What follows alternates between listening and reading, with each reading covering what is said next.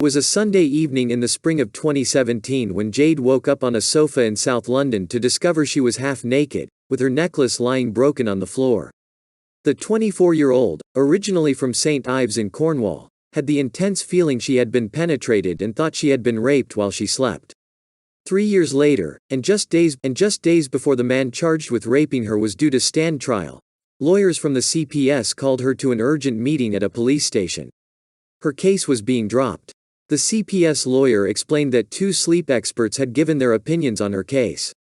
They said it was possible Jade had had an episode of sexsomnia and could have appeared to have been awake and consenting.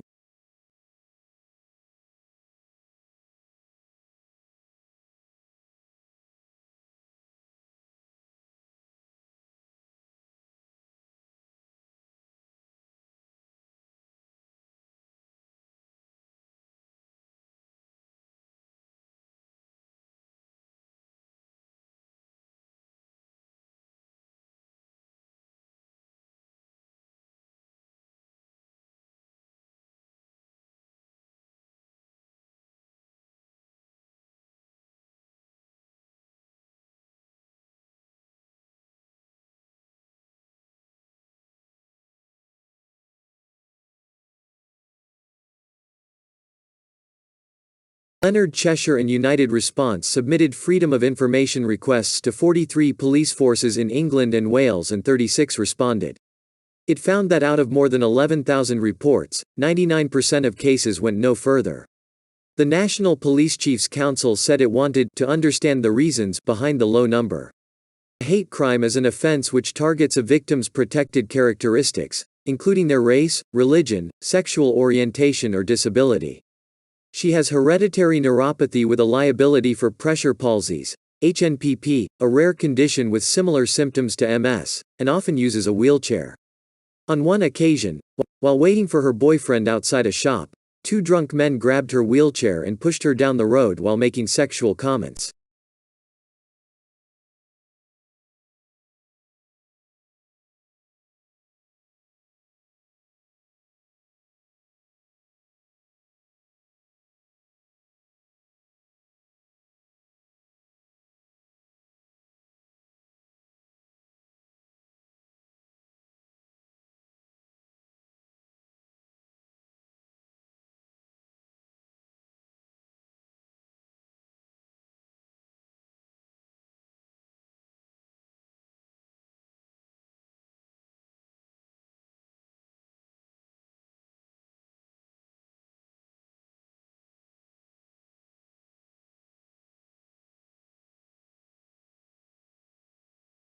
An outcast from birth, Milton Washington is the child of a Korean woman and a black U.S. soldier, who became a slicky boy, or child thief, and dreamed of making it to America. At the age of 8, he seized his chance. When a beautiful car pulled up one day outside St. Vincent's Orphanage in South Korea, Milton Washington made a split-second decision that would change the course of his life. A black American couple stepped out. The man was in military uniform. The woman had an afro and wore a beautiful flowing dress, and when Milton realized that they were going to adopt his friend Joseph, who was black and Korean just like him, he ran to the couple's car, jumped inside and locked all the doors.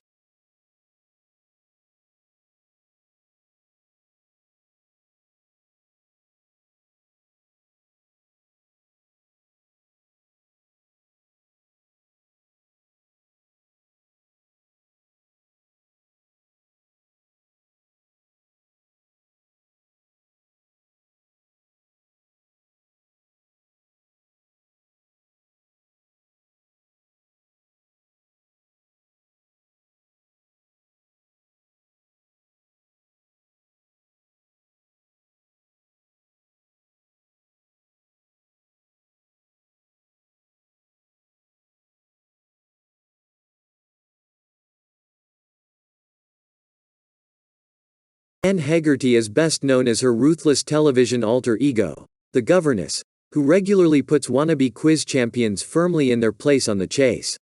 But the former journalist, who was diagnosed with autism later in life, reveals that while quizzing comes easily to her, she finds everyday tasks extremely difficult. Every morning the chaser pours herself a large cup of coffee and sits down to complete 25 quizzes.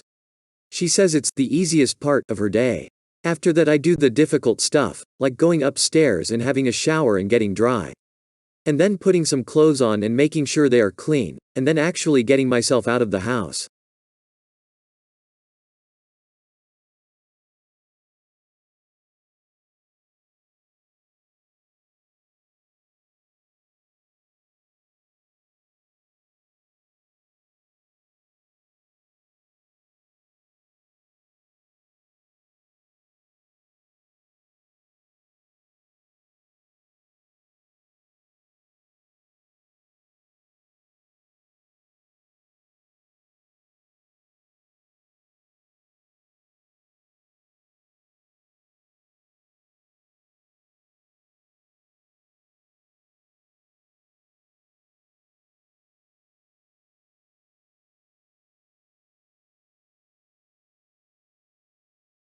A vulnerable young woman is locked on the other side of a thick glass window, crying like I have never heard anyone cry before. For hours I have been sitting outside the small room, listening to her desperate pleas to be let out. This is the image that haunts me from the 3 months I spent working undercover for Panorama as a healthcare support worker. I went in to investigate whistleblower allegations about staff behaviour and patient safety at the Edenfield Centre in Prestwich, near Manchester, one of the UK's biggest mental health hospitals.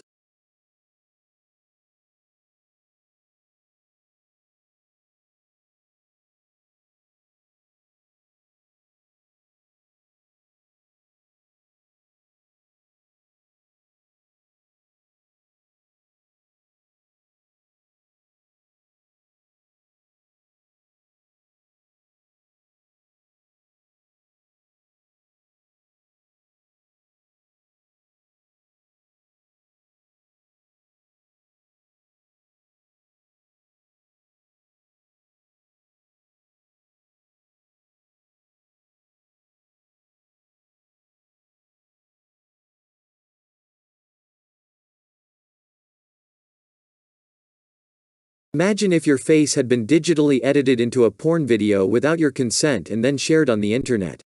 One woman reveals the horror of it happening to her. Scrolling through her Twitter feed one evening, Kate Isaacs stumbled across a disturbing video among her notifications. "This panic just washed over me," Kate says, speaking publicly for the first time about what happened. "Someone had taken my face, put it onto a porn video, and made it look like it was me." Kate had been deep-faked. Someone had used artificial intelligence to digitally manipulate her face onto someone else's, in this case a porn actress. The deepfake video on Twitter, with Kate, who campaigns against non-consensual porn, tagged, had been made using footage from TV interviews she had given while campaigning.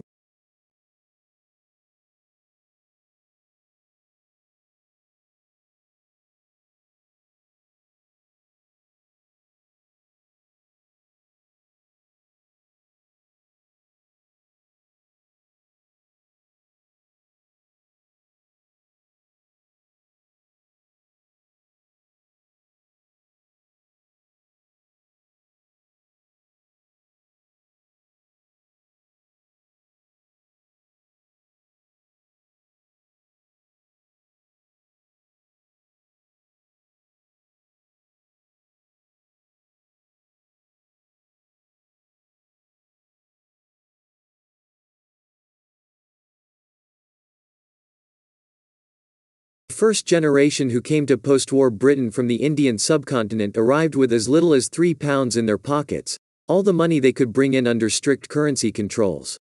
Their descendants, in their millions, are part of the makeup of contemporary Britain, but many of their stories are still to be told, and they reveal so much about the process of migration. Muhammad Ajib arrived in Britain in 1957 from Pakistan with a battered suitcase. His first home was in Nottingham with 28 other men from Mirpur, in Pakistani-administered Kashmir. He'd had a clerical job in Pakistan but could only find work in a factory.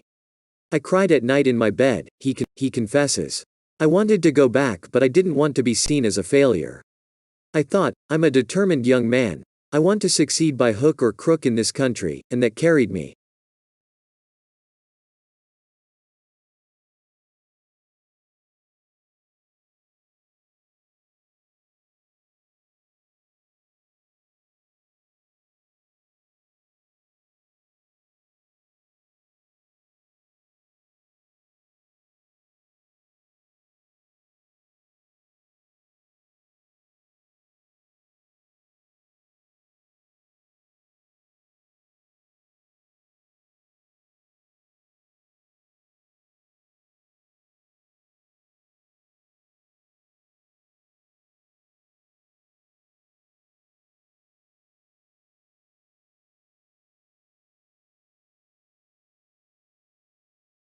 The luxury liner Oceanos started taking on water in rough seas during a voyage around the coast of South Africa in 1991. Musician Moss Hills and his colleagues suddenly found themselves responsible for everyone on board. It was during dinner that Moss Hills began to realize just how severe the storm was. The ship's waiters, normally completely adept at carrying drinks and food without spilling anything, were struggling. Moss, a guitarist from Zimbabwe working on board the cruise liner alongside his wife Tracy, a bass player, had never seen the waiters dropping trays before.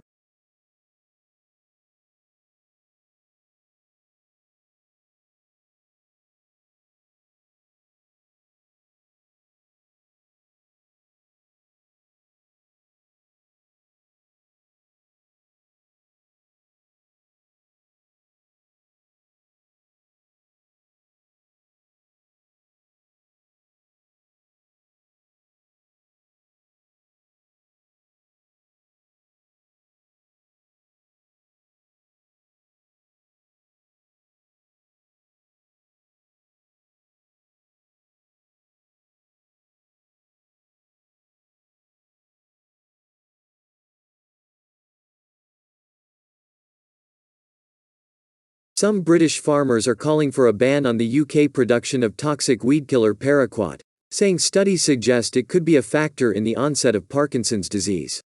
It comes as hundreds of US farm workers pursue a legal case against its manufacturer, alleging it knew the risk and failed to warn them. Andy Pollard was once a farm manager who could leap into his tractor cab. But now his limbs are rigid and his body contorts with spasms. He has advanced Parkinson's disease, and can no longer control his own movements. He spent decades spraying herbicides on his land and, unaware of any danger, didn't use protective equipment.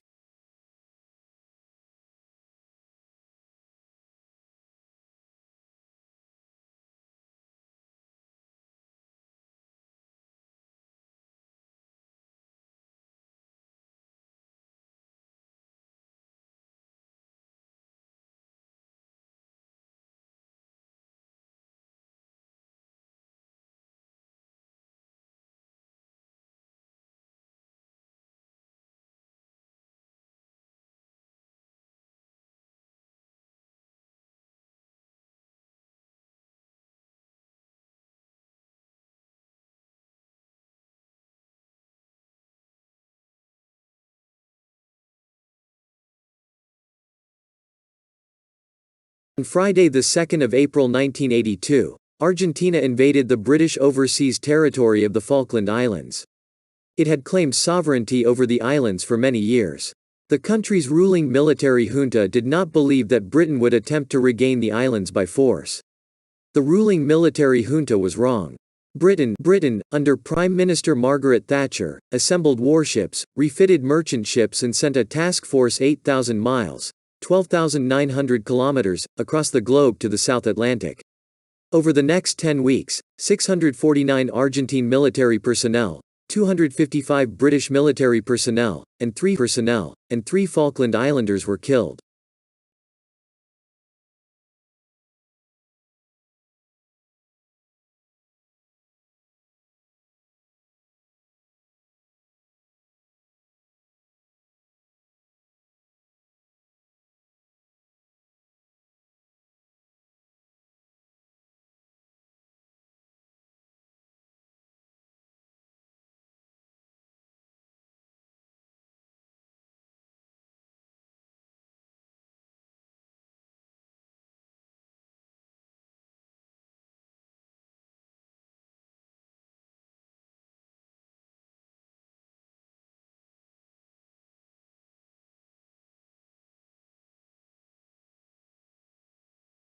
As politicians meet to discuss how to cut carbon emissions, descendants of southern Africa's first inhabitants are raising concerns about an oil and gas exploration project. Religious leaders have also spoken out, with one saying the project is a sin, and calling on COP27 delegates to curtail the activities of fossil fuel companies.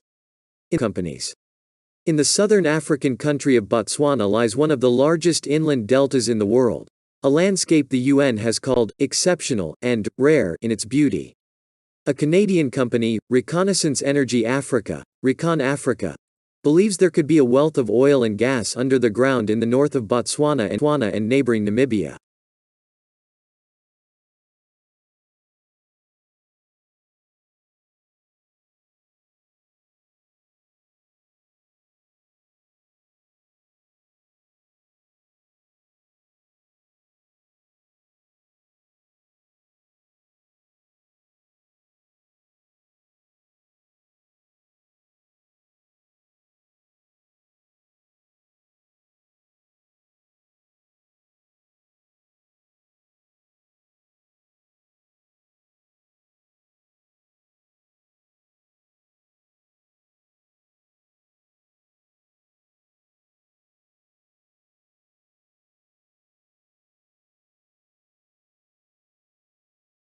The UK and Switzerland are striking a deal on science collaboration as both countries continue to be blocked from a major EU scheme. Political tensions mean the two nations have been shut out from the EU's multi-billion-pound Horizon program. There are no fresh funds as part of the Anglo-Swiss deal.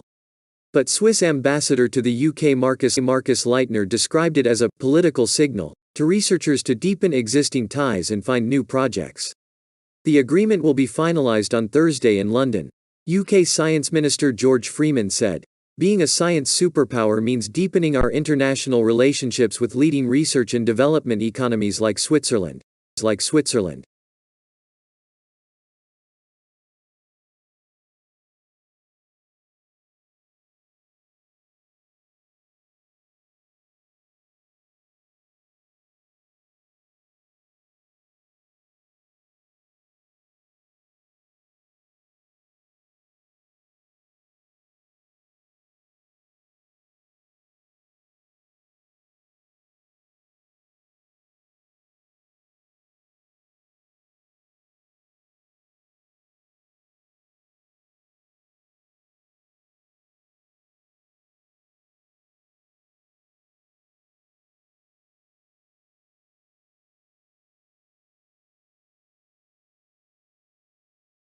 They may look like nondescript gray boxes, but they are about to make history. Inside these containers are the 9 satellites that will become the first ever payloads to launch to orbit from the UK. They will go up on a rocket operated by British entrepreneur Sir Richard Branson's Virgin Orbit company.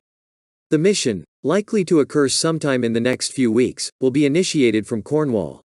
It will see a repurposed Virgin Atlantic jumbo carry the rocket and its passengers out over the Atlantic to a designated launch zone just south of Ireland. Internationally renowned for making satellites of all sizes, the country's space industry has always had to send its products to foreign spaceports to get them into orbit.